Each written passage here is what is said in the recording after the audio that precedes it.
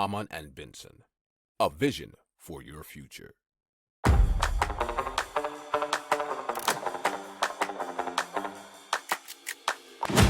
Économie, tech et innovation, hydrogène, énergie. Le journal des stratèges.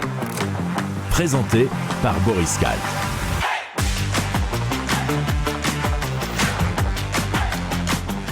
Bonjour à tous et bienvenue dans le journal des stratèges consacré aujourd'hui à l'énergie. Au sommaire, on va vous parler de la France et des ressources énergétiques, on va dire un petit peu cachées. On va vous parler d'un pari de chauffage et de climatisation grâce aux eaux usées. On va faire un petit tour d'Europe des restrictions énergétiques possibles durant l'hiver. Et on parlera de bornes de recharge électrique pour les avions. Vous écoutez le journal des stratèges numéro 317 et ça commence tout de suite.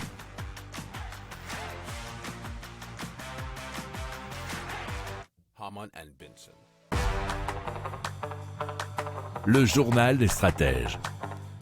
Et donc on va parler des ressources énergétiques plutôt cachées de la France. Et ça, on va partir à partir d'un rapport qui avait été commis par différents organismes administratifs et commandé par le ministre du redressement productif de l'époque, c'était Arnaud Montebourg.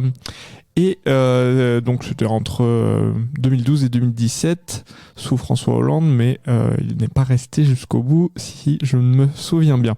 Et alors ce rapport avait identifié, nous dit l'article de Marianne.net, très précisément les nouveaux enjeux de ces hydrocarbures et le potentiel important de la France dans ce domaine. Alors malgré sa qualité, il n'a pas été suivi d'effet. Pourtant, il mettait en exergue la formidable quantité d'hydrocarbures techniquement exploitables de notre sous-sol. Alors c'était principalement situé dans le nord-est et le sud-est de la France. Les bassins d'extraction français pourraient fournir autour de, et alors là, tenez-vous bien, 16 milliards d'équivalents de barils de pétrole, ce qui nous donne 26 ans de consommation domestique. Pour le gaz, l'ordre de grandeur est de 3870 milliards de mètres cubes, ce qui représente 90 ans de consommation.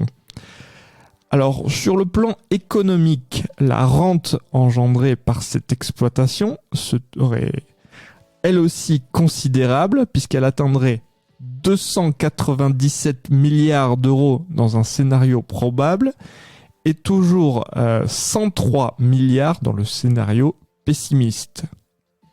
Pas mal, hein ? Si vous aimez cette revue de presse, vous pouvez vous abonner gratuitement à notre newsletter qui s'appelle La Lettre des Stratèges, LLDS, qui relate, et cela gratuitement, du lundi au vendredi, l'actualité économique, technologique, énergétique, mais aussi de l'hydrogène, et puis de tout ce qu'on trouvera super intéressant pour votre vie. Hamann and Benson.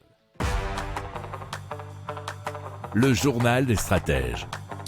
Alors, Paris est en train de développer un système de chauffage utilisant les eaux usées des toilettes, de la douche, du lave-vaisselle pour chauffer 5 bâtiments publics.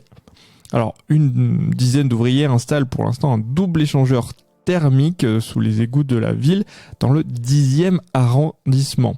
Alors, pour ce chantier et pour exploiter le site aussi, et cela pour un montant de 2 millions d'euros, c'est Suez qui a été retenu et qui installe donc ce double échangeur thermique de 60 mètres de long, un sur chaque côté du collecteur d'eau afin de fournir 60% du chauffage de 5 bâtiments publics voisins qui sont un collège, 2 écoles, un gymnase et une piscine pour enfants, nous dit Geo.fr.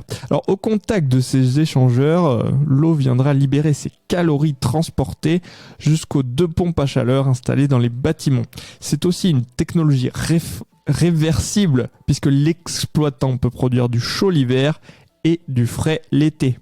Si vous aimez cette revue de presse, vous pouvez vous abonner gratuitement à notre newsletter qui s'appelle La Lettre des Stratèges, LLDS, qui relate, et cela gratuitement, du lundi au vendredi, l'actualité économique, technologique, énergétique, mais aussi de l'hydrogène, et puis de tout ce qu'on trouvera super intéressant pour votre vie. Harman and Benson. Le journal des stratèges. Allez, puisqu'on est en plein dans les scénarios pour cet hiver, on va faire un petit tour d'Europe des restrictions énergétiques pour qu'on puisse un peu faire du benchmark, comme on dit en anglais. Allez, le plan britannique justement prévoit des coupures entre 16h et 19h. Le scénario catastrophe au Royaume-Uni va même jusqu'à un blackout de 36 heures, c'est-à-dire donc un jour et demi sans électricité, nous dit Europe1.fr. Alors la BBC a d'ailleurs enregistré des messages d'alerte à diffuser dans cette situation.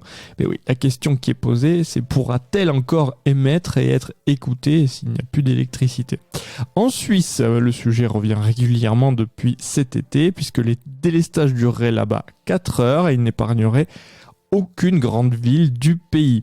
Du côté de l'Italie, alors ce qui est prévu, c'est un couvre-feu énergétique, et puis vous allez voir que vous allez reconnaître tout de suite les mesures, puisqu'en cas de grand froid, les commerces seraient fermés, il y aurait des ouvertures restreintes pour les entreprises, et donc on peut même imaginer qu'on encouragera, voire obligera le télétravail.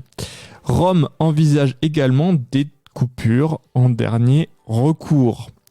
Alors, il y a bien un pays en Europe qui pour l'instant semble épargné, c'est la Belgique, puisque selon toujours Europe1.fr, elle peut compter sur un parc nucléaire au complet, même si, je vais mettre un petit bémol puisque je suis actuellement en Belgique et à Bruxelles, sur les nouvelles informations, c'est qu'effectivement il va y avoir une continuité pour certaines centrales nucléaires, mais qu'il est bien prévu d'en déconnecter certaines dans les prochains mois, comme ça a eu lieu notamment en France. Si vous aimez cette revue de presse, vous pouvez vous abonner gratuitement à notre newsletter qui s'appelle La Lettre des Stratèges, LLDS, qui relate, et cela gratuitement, du lundi au vendredi, l'actualité économique, technologique, énergétique, mais aussi de l'hydrogène, et puis de tout ce qu'on trouvera super intéressant pour votre vie. Harman and Benson. Le journal des stratèges. Allez, il y a eu un consortium entre Total Energy, entre le groupe aéroport de Paris ADP et la Fédération française d'aéronautique, la FFA, afin de créer une entité pour déployer des bornes de recharge électriques, et cela sur 3 aérodromes parisiens qui sont Étampes, Pontoise et Toussus-le-Noble. Alors bien sûr, c'est pour mettre en place tout un système et un process qui permettra de recharger les futurs avions électriques. Alors leur puissance de charge est limitée actuellement, nous dit lesnumériques.com, à 22 kW. Ça permettra de passer de 30 à 80% de capacité de batterie en moins de 60 minutes. Harman and Benson. Le journal des stratèges. Voilà, c'est terminé pour aujourd'hui. Je vous souhaite une excellente fin de journée. Je vous dis à très vite pour plus d'infos. Ciao.